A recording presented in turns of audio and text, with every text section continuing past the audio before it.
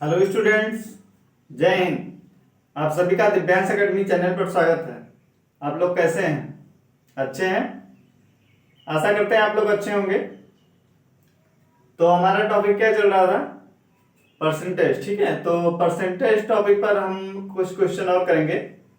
आज का जो है हमारा सेशन लास्ट है परसेंटेज टॉपिक का। ठीक है, तो आइए देखते हैं कुछ क्वेश्चन और कॉन्सेप्ट को और क्लियर किया जाए। ठीक है, तो पहला क्वेश्चन इसमें दिया है 2 किलोग्राम का 50 ग्राम कितने प्रतिशत है। कह रहा है कि 2 किलोग्राम का 50 ग्राम कितने प्रतिशत। अब हम किसी एक राशि का दूसरी राशि में क्या उसका प्रतिशत निकालना है। ठीक है, किसी एक राशि का दूसरी राशि के प्रतिशत के रूप में इसको प्रदर्शित करना। ठीक है, क्या करेंगे, किसी एक राशि का हम क्या दूसरे राशि के रूप में प्रतिशत उसका ज्ञात करना है। जैसे दिया यहाँ क्या 2 किलोग्राम और यहाँ क्या कह रहा है 50 ग्राम। कितना है इसका 2 किलोग्राम का 50 ग्राम कितने प्रतिशत है। ठीक है, वहां पे किलोग्राम है, वहां पे क्या ग्राम है। तो आइए इसको कैसे सॉल्व किया जाए।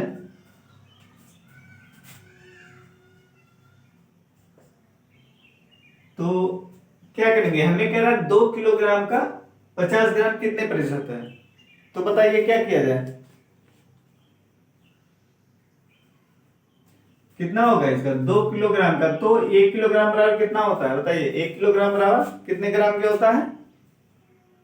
1 किलोग्राम बराबर कितने ग्राम के होता है 1000 ग्राम ना। तो 2 किलोग्राम कितने ग्राम के बराबर होगा 2 किलोग्राम गुणे 1000। तो क्या लिखेंगे, चूंकि 1 किलोग्राम बराबर कितने के होता है 2 किलोग्राम के। तो 1 किलोग्राम बराबर 1 किलोग्राम बराबर 1000 ग्राम के। ठीक है, ये होता है। तो हमें किसका निकालना 2 किलोग्राम। 2 किलोग्राम, इसलिए 2 किलोग्राम बराबर कितना हो जाएगा 2 किलोग्राम बराबर हो जाएगा 2 गुणे 1000। ठीक, ये आ गया, यानी 2000 ग्राम। क्या आया 2000 ग्राम आ गया। ठीक है,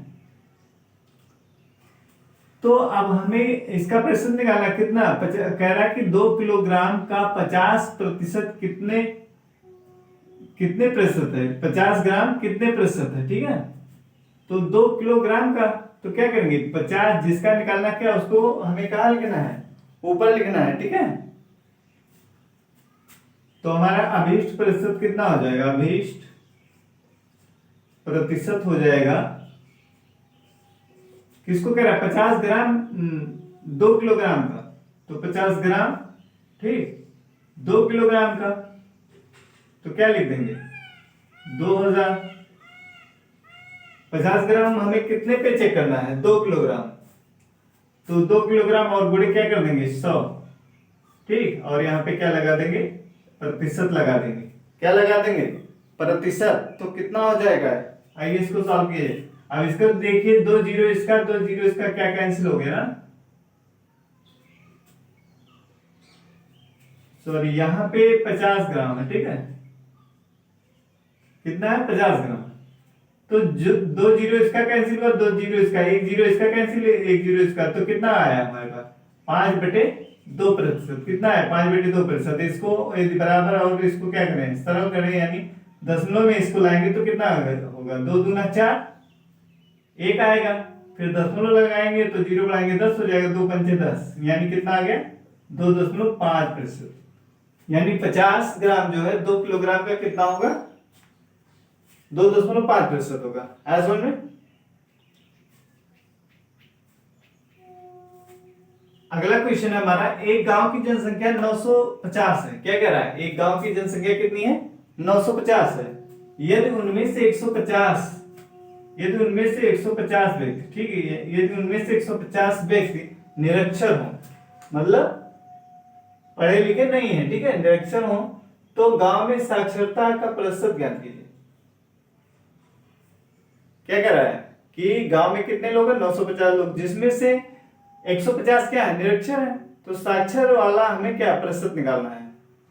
तो क्या करेंगे, अगर 950 लोग गांव में हैं और 150 में क्या है निरक्षर है ना, तो क्या करेंगे जितनी गांव की जनसंख्या है उसमें से क्या करें निरक्षर वाले व्यक्ति को घटा दीजिए तो कौन व्यक्ति आ जाएंगे? साक्षर वाले व्यक्ति आ जाएंगे। कौन आ जाएंगे? साक्षर वाले व्यक्ति। ठीक है, तो साक्षर व्यक्ति जब आ जाएंगे तो उसका हमें क्या करना है? प्रतिशत निकालना है। तो आइए निकालते हैं। तो गांव की जनसंख्या कितनी थी? 950 ना। तो साक्षर व्यक्तियों की संख्या कितनी हो जाएगी? साक्षर व्यक्तियों की संख्या निकाल लीजिए। लिखेंगे गांव में साक्षर व्यक्तियों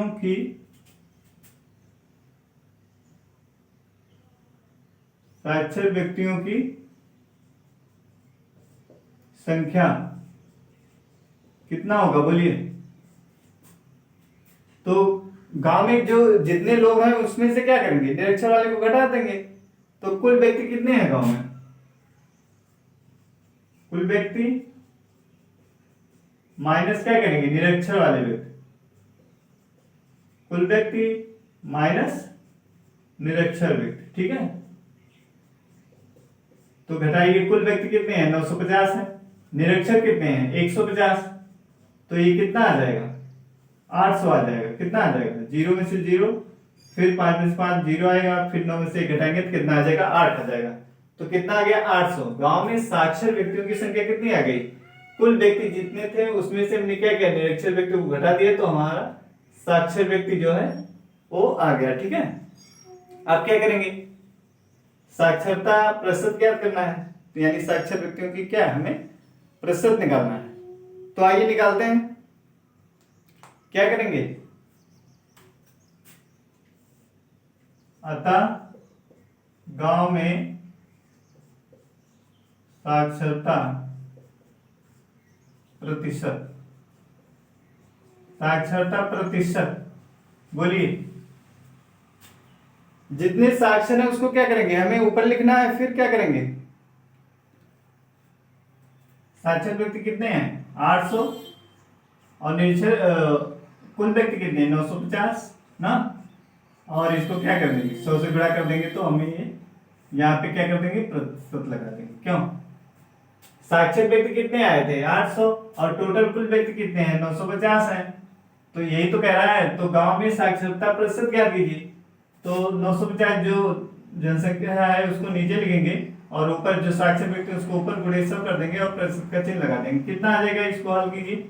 अब देखिए, इसका 1 0, इसका 1 0 क्या होगा? कैंसिल हो जाएगा। अब इसको काटिए, कितना होगा?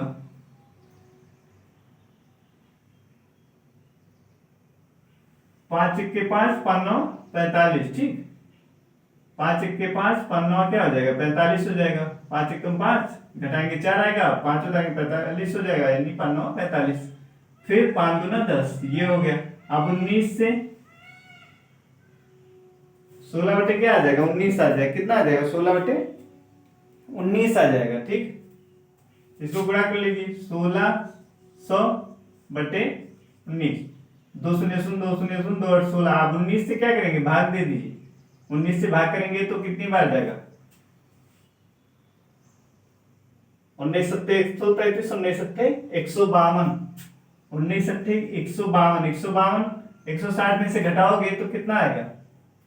8 आ जाएगा। फिर 0 उतारोगे 80 हो जाएगा। फिर कितना होगा? 80 में ले जाइए। 19 25 95 नहीं, 4 आ जाएगा। 19 19 चौका कितना होता है? 19 चौक 76, 76 6 आ जाएगा। फिर क्या करेंगे? 6 आ गया। अब घटाएंगे तो कितना आएगा? 76 घटाएंगे 80 में से 4 आएगा। 0 40 हो गया। फिर कितनी बार जाएगा? 40। 19 दूना कितना होता है? 38। 19 दूना 38। ठीक, तो ये 19 दूना 38 हो गया। फिर कितना आएगा? 2 आ जाएगा। दशमलव लगाएंगे 20 होगा। 19 से 19 हो जाएगा। फिर तो हमारा कितना आ गया?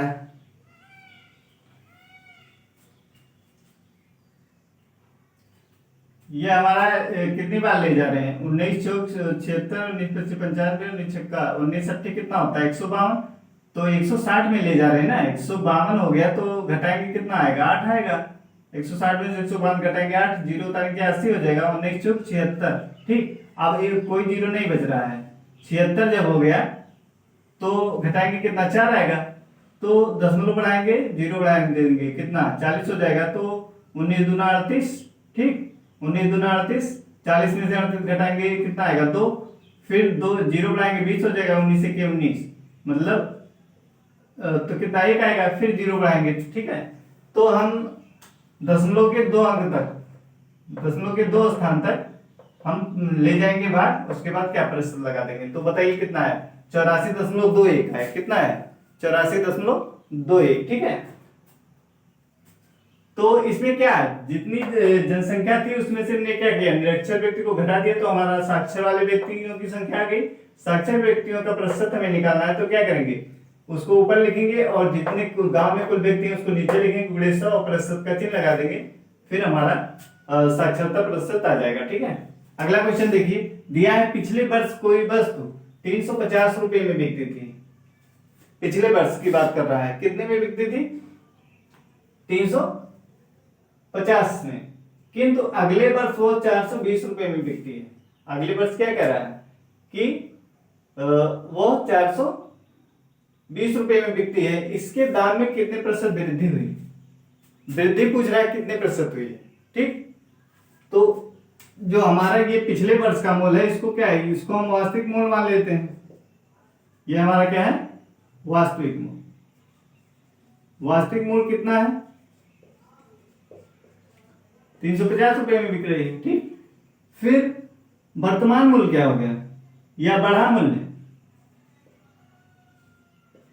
बढ़ा मूल्य कितना है, अगले वर्ष बढ़ा मूल्य कितना हो गया, 420 रुपए। ठीक, 420 रुपए। अब वृद्धि कितनी हुई, मूल्य में वृद्धि क्या लिखेंगे, मूल्य में वृद्धि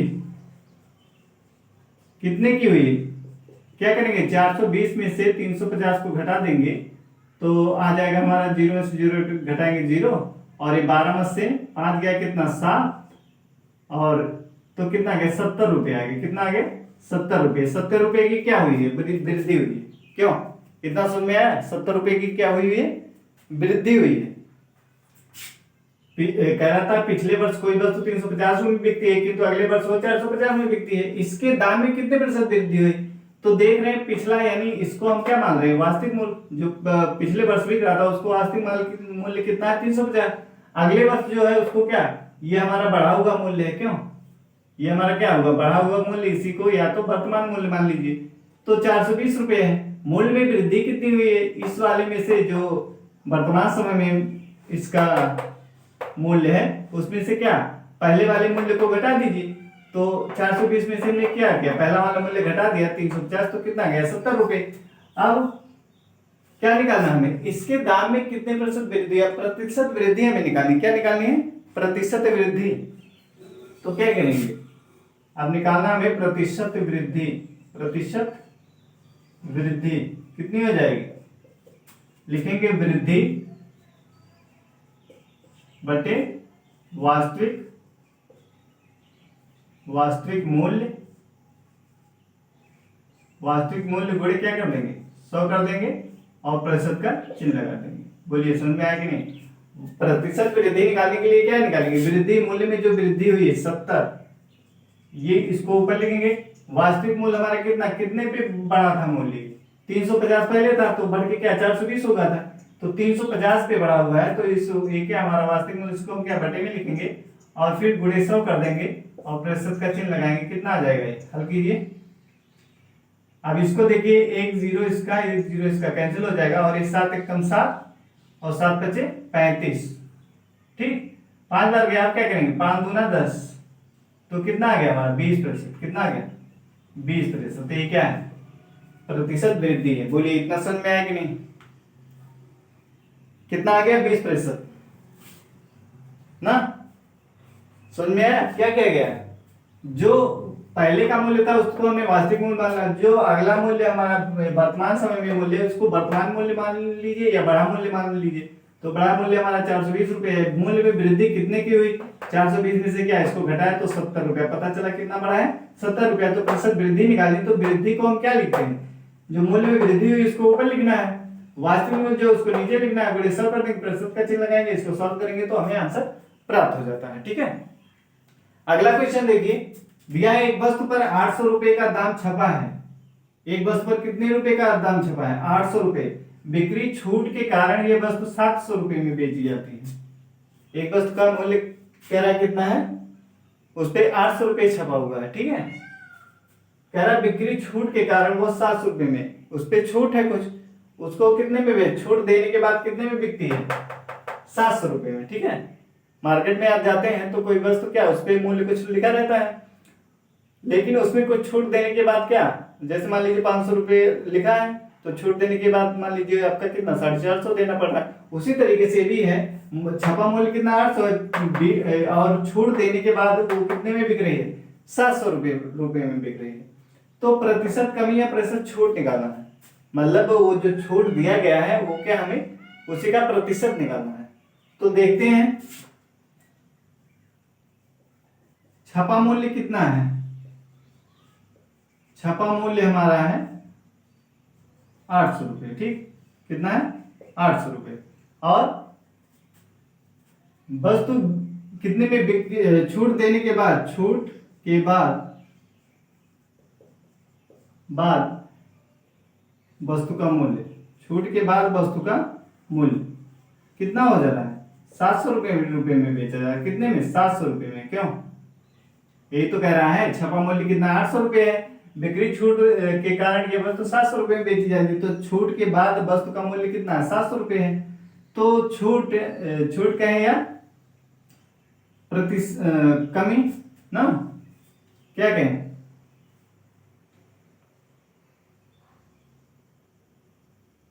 लिखेंगे मूल्य। अब इसे जो छपा मूल्य इसी को क्या वास्तविक मूल्य मान लीजिए। क्या मान लीजिए? वास्तविक मूल्य।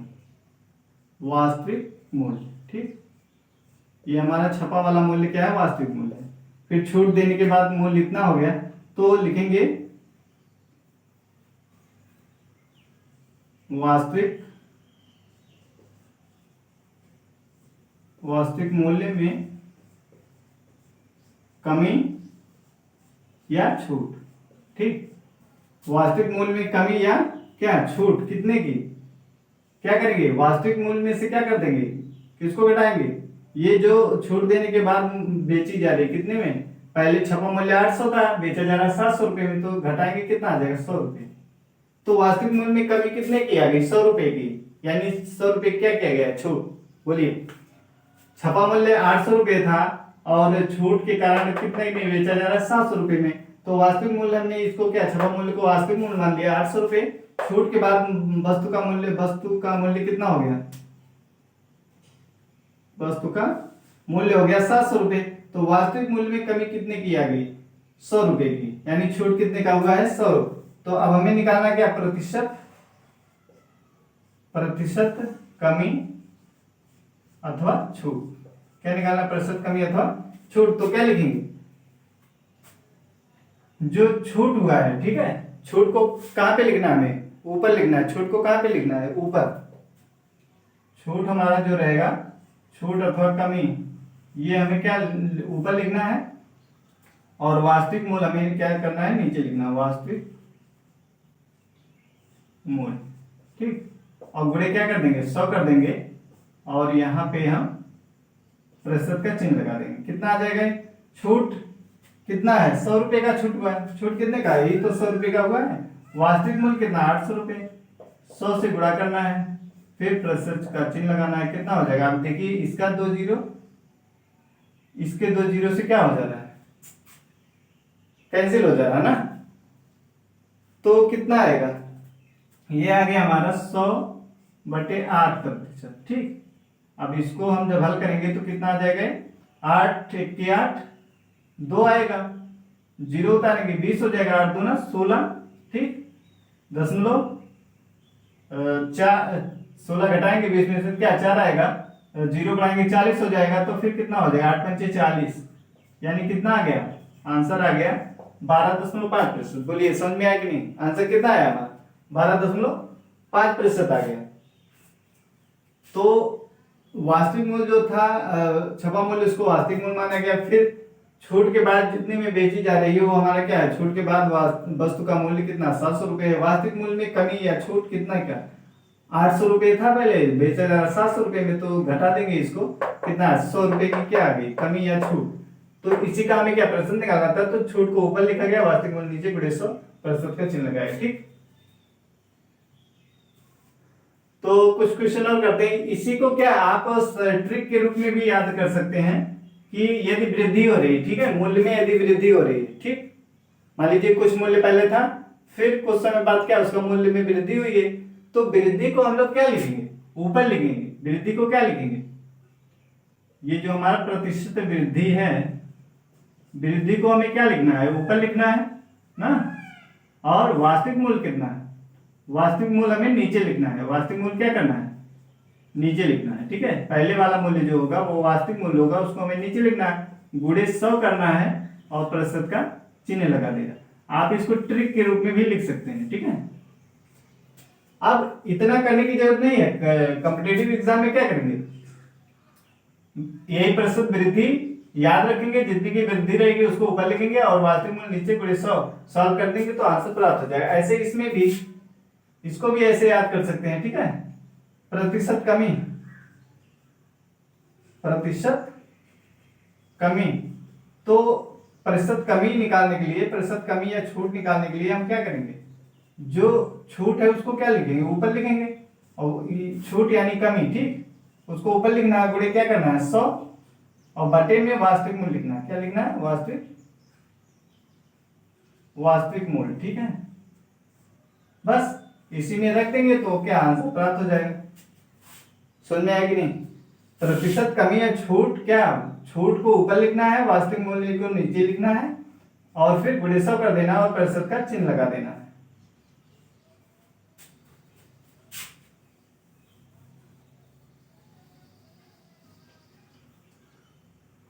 प्रतिशत कमी अथवा छूट। ठीक, तो ये हमारा छूट अथवा जो कमी हुई है, ठीक, या इसी को ह्रास भी बोलते हैं। क्या बोलते हैं? ह्रास। छूट, कमी या ह्रास जो हुआ हो रहेगा उसको ऊपर लिखना है और वास्तविक मूल्य हमें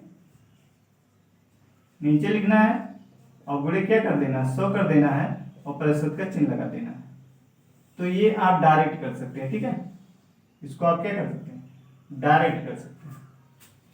इतना लिखने की जरूरत नहीं, इसमें रखिए और तुरंत आंसर प्राप्त कीजिए। समझ में? आइए कुछ क्वेश्चन और किया जाए।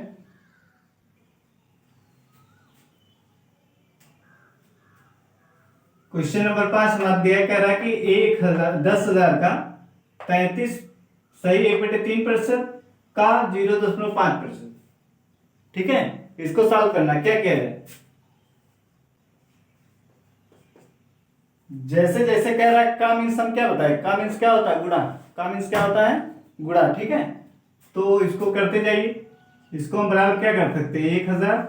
10,000 है, गुणे 33 सही 1/3%। तो क्या करेंगे? इसको कहे थे, इसको क्या हर से गुणा करेंगे, अंश को जोड़ेंगे, तो 33 तिया कितना होता है? 99, और एक जोड़ देंगे कितना हो जाएगा? 100, बटे में जो है उसी को लिखना है 3 का। यहां भी का लिखा था, हमने गुणा लगाया, यहाँ का लिखा है तो भी गुणा। 0.5% कह रहा है, तो क्या 0.5 ऊपर लिखेंगे और बटा में क्या कर देंगे? 100। ये सब हम सीख चुके हैं कि प्रतिशत को भिन्न में कैसे बदला जाता है। ठीक है, प्रतिशत को हटाएंगे, क्या बटे 100 से क्या कर देंगे? भाग कर देंगे। तो अब क्या करेंगे? इसको हल कीजिए, कितना आएगा?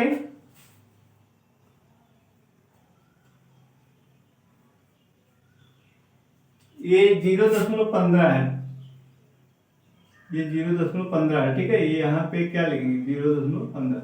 आप देखिए इसको कितना हो जाएगा? 10,000 गुणे, अब देखिए ये 100 जो है, इसके क्या दशमलव को हटाने के लिए क्या काम करेगा? ठीक है, ये 100 जो है, अगर 100 से हम किसी दशमलव संख्या में गुणा करते हैं तो दशमलव 2 अंक किधर खिसकता है? दाएं तरफ खिसकता है। 100 से जब गुणा करेंगे तो दशमलव यहाँ के बजाय क्या यहाँ आ जाएगा, तो 15 क्या पूर्णांक बन जाएगा, यानी ये 15 बटे कितना लिख सकते हैं 100। ठीक, यहाँ ये 15 हो गया और नीचे 3 है और यहाँ बटे में क्या है 100। इतना समझ में आया कि नहीं। इस 100 से हमने क्या किया, इसमें गुणा कर दिया तो ये हमारा 15 बन गया। अब इसको सॉल्व करें, 2 जीरो इसका कटा, 2 जीरो इसका, 3 एक 3, 3 5 15। ठीक, अब एक चीज गलत हुआ है, आप लोग को पता नहीं चला होगा। देखिए इसमें कहाँ गलती हो रही है। गलती यहां पे हो रही है,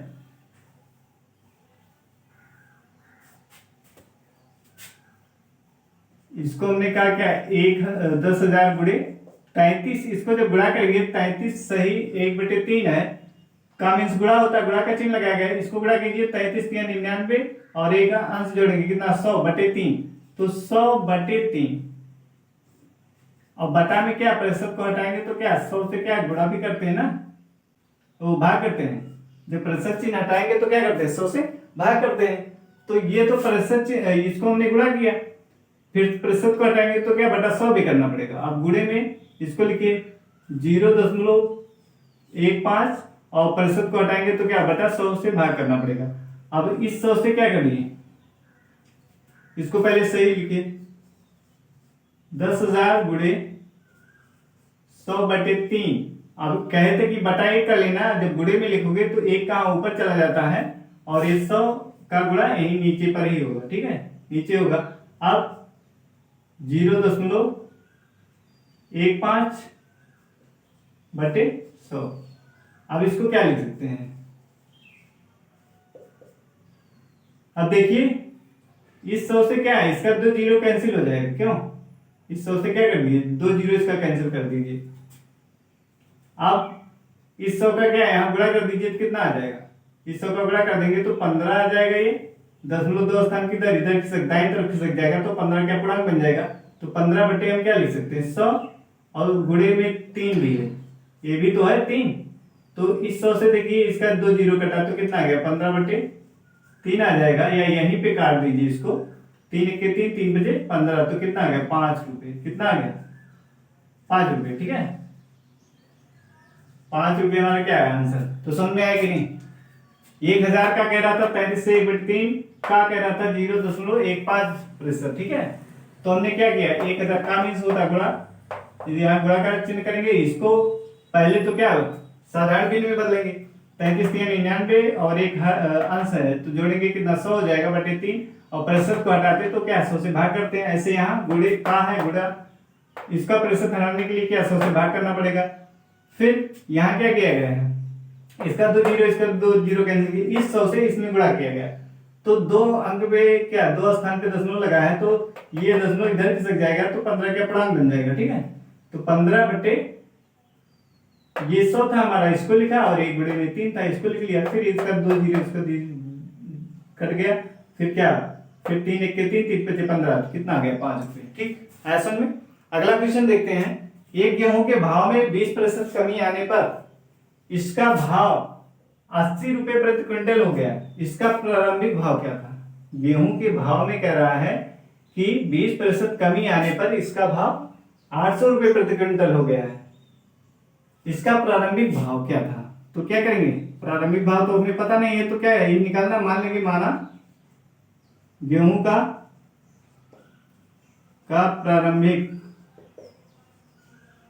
प्रारंभिक भाव कितना है x रुपए, कितना है x रुपए। ठीक, तो कह रहा है कि गेहूं के भाव में 20% कमी आने पर इसका भाव, तो भाव पहले कितना प्रारंभिक भाव हमारा x है। ठीक, कितना है x, और क्या करेंगे प्रारंभिक भाव हमारा x था तो कह रहा है कि प्रारंभिक इस वाले x में से क्या करेंगे घटाएंगे भी तो कितना घटाना है। ध्यान से देखिए, इसमें गेहूं के भाव में 80% कमी करने पर इसका भाव कितना हो जा रहा है 800 प्रति क्विंटल हो गया। इसका प्रारंभिक भाव क्या था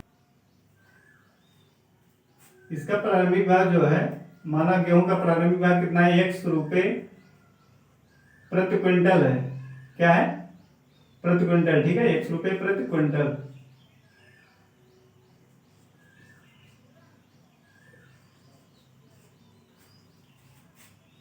तो अब हमें क्या करना है, यक्स का प्रारंभिक भाव का 20% कमी करेंगे। तो बताइए, कोई वस्तु होती है तो क्या अपने में 100% होता है, तो 20% कमी करेंगे, यानी 100 में से क्या कर दीजिए, 100 में से 20% को घटा दीजिए। ठीक है, तो 100 में से हमने बटा यक्स का 80% किसके बराबर होगा, 800 रुपये का। 20% की कमी कह रहा था, तो 20% कमी करने पर इसका भाव कितना, 800 रुपये हो जा रहा है। तो हम क्या करेंगे, कोई वस्तु होती है अपने में क्या पूर्ण संपूर्ण होता है, 100 होता है, तो 100 में से 20% की कमी हो रही, तो इसको हमने घटाया तो कितना आ गया, 80, यानी x का 80% किसके बराबर हो गया, 800 रुपये के। x का 100 गुणे क्या लिख देंगे, 80%। ठीक, बराबर 800। फिर x, अब ये क्या हो जाएगा, इसको लिख सकते हैं 80/100 बराबर 800। अब इसको करेंगे x बराबर, जब लिखेंगे तो 800, और इधर जाके क्या है, बटे में आएगा 80/100, ऐसे ही तो होगा। तो इसको जब गुणे में जाएगा तो 100 कहाँ ऊपर चला जाएगा, इसको क्या करेंगे, 100 ऊपर लिखेंगे और बटे में 80। अब देखिए, एक जीरो इसका कितना, 8 दहा में 80। ठीक, तो x बराबर कितना आ गया, 100 में गुणा कर देंगे 10 से, तो एक जीरो और बढ़ जाएगा, यानी x बराबर कितना आ गया, 1000 रुपये। बोलिए समझ में आया कि नहीं? गेहूं का प्रारंभिक भाव कितना आ गया, 1000 रुपये। समझ में आया? हमने क्या कह रहा था, गेहूं के भाव में 20% कमी आने पर इसका भाव 800 रुपये प्रति क्विंटल हो गया। इसका प्रारंभिक भाव क्या था, तो हमने मान लिया गेहूं का प्रारंभिक भाव 100 रुपये प्रति क्विंटल था। तो यक्स का अब 20% की कमी, तो कोई वस्तु होती है वो क्या अपने में संपूर्ण यानी 100% होता है, तो 100 में से हमने क्या किया, 20 को घटाया।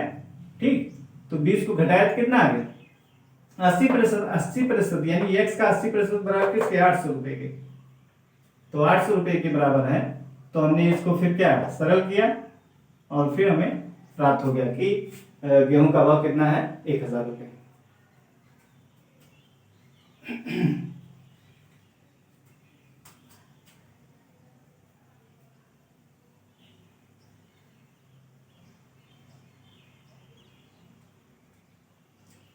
और इसी को ट्रिक रूप में कैसे याद कर सकते हैं। ठीक, देखिए क्या निकालना था हमें, प्रारंभिक भाव निकालना। क्या निकालना था, प्रारंभिक भाव, यानी प्रारंभिक मूल्य निकालना था ना,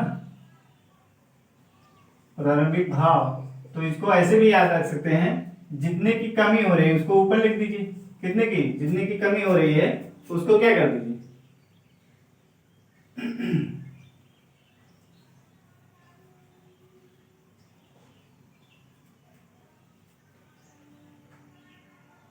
इसको ऐसे ही लगाइए। ठीक है, ये आसान है, सिर्फ मान के करना है।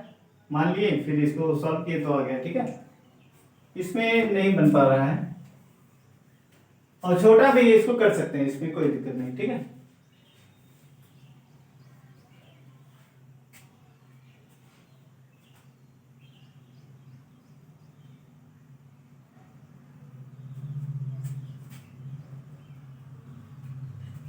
तो अगला क्वेश्चन देखते हैं। चीनी के भाव में 20% वृद्धि हो जाने पर इसका एक गृहिणी को चीनी की खपत कितने प्रतिशत कम कर देनी चाहिए कि इसके खर्च पर कोई प्रभाव ना पड़े।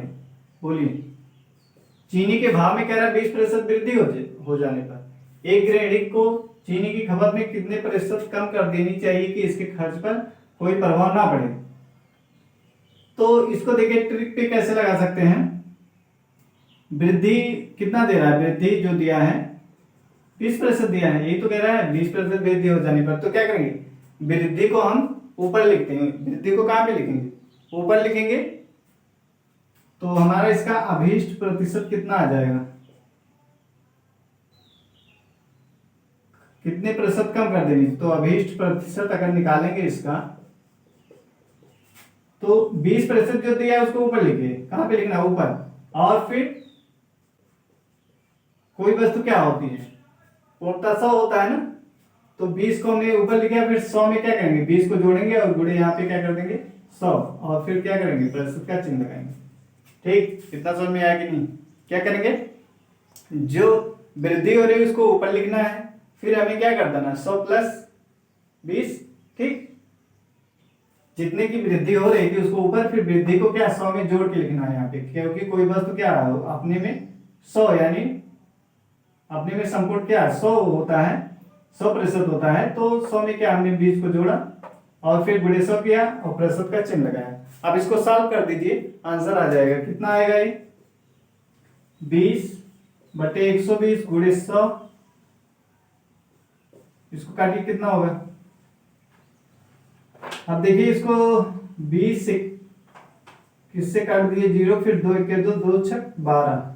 ठीक, अब 2 से फिर कटेगा 2 3 6 और ये 2 5 10, इतना आ गया। तो 20 50 बटे कितना 3, कितना हो जाएगा 3 1 3, फिर 3 6 18, 3 1 3, 2 आएगा 0 उठाएंगे 20 हो जाएगा, फिर 3 6 18 हो जाएगा और शेष कितना है 2, उसको ऊपर लिखना है जो शेष बचा और जिससे भाग करें उसको नीचे लिखेंगे, तो ये हमारा आ गया परसेंटेज। ठीक, यानी खपत में वो कितने प्रतिशत की कमी कर देगी कि उसके खर्च पर कोई प्रभाव नहीं पड़ेगा। 16 सही 2/3% अगर वो खपत पे क्या कर दे कमी कर दे तो उसके खर्च पर कोई प्रभाव नहीं पड़ेगा। क्यों, समझ में आया कि नहीं? कितने की कमी करेगी 16 सही 2/3% की चीनी की खपत में क्या कर दे कमी कर दे, तो इसके खर्च पर कोई प्रभाव नहीं पड़ने वाला है। आया समझ में? इतना समझ में आया?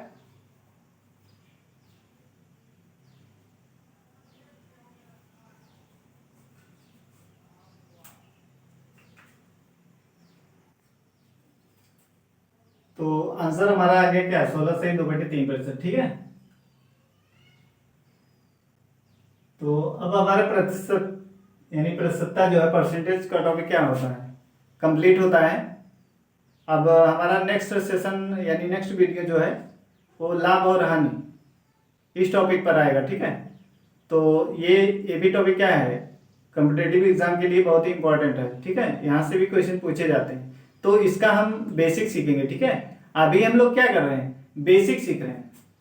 अभी जो हम क्वेश्चन ज्यादातर कॉम्पिटेटिव एग्जाम से नहीं, मतलब बेसिक क्लियर करने के लिए हम बता रहे हैं, टॉपिक ला रहे हैं। ठीक है, इसके बाद टॉपिक जब एक बार हम लगभग 90% टॉपिक जो हम कंप्लीट कर लेंगे बेसिक का, उसके बाद फिर हम कॉम्पिटेटिव एग्जाम के तरीके से ट्रिकी क्वेश्चन लाएंगे। ठीक है, और जो एग्जाम में पूछे जाते हैं उन क्वेश्चनों को भी सॉल्व किया जाएगा, जिससे आपको अधिक से अधिक लाभ मिले। ठीक है, तो ये हमारा कंप्लीट हो बेसिक वाला। उसके बाद हम लोग क्या करेंगे जैसे सी टेट हो गया, यूपी टेट हो गया, ठीक है, एसएससी का, इन सब क्वेश्चनों को कलेक्ट करके फिर उसको सॉल्व किया जाएगा हर टॉपिक वाइज। ठीक है, तो वीडियो आपको पसंद आता है तो लाइक किया करिए। ठीक है, ये का हमारा जो है मैथ ट्रिक्स, ठीक है, मैथ ट्रिक्स के का भी हम एक वीडियो रोज डालते हैं, उसको भी आप देखा करिए। ठीक है, जब आप चैनल को सब्सक्राइब कर रहे हैं तो वहां पे क्या आपको एक घंटी दिखाई देती है। ठीक है, उस पर प्रेस करिए, फिर आपको ऑप्शन आएगा ऑल का, ऑल पे आप क्लिक करिए, तो जिससे जो भी वीडियो डालेंगे मैथ से रिलेटेड जो भी टॉपिक हमारा चाहे बेसिक का होगा या फिर ट्रिकी वाला होगा, ठीक, ट्रिक्स से संबंधित, वो सब वीडियो आपको मिलते रहेंगे। तो यदि आप ऐसा नहीं किए हैं तो उसको क्या ऑल वाला जो आपका बेल घंटी का ऑप्शन है वहां पे क्लिक करिए, फिर उसमें ऑप्शन आएगा ऑल का, ऑल पे क्लिक करिए, तो हमारा हर वीडियो आपका जो है पर डे का मिलता रहेगा। तो उसमें हम काफी वीडियो डाले हैं, उसमें मैथ ट्रिक्स से संबंधित। ठीक है, तो उसको भी आप देखिए, वहां से आपको बहुत हेल्प मिलने वाली है। तो वीडियो को आपको यदि पसंद आता है तो लाइक कीजिए, शेयर कीजिए, कमेंट करिए। ठीक है, बस आज के लिए इतना ही। जय हिंद।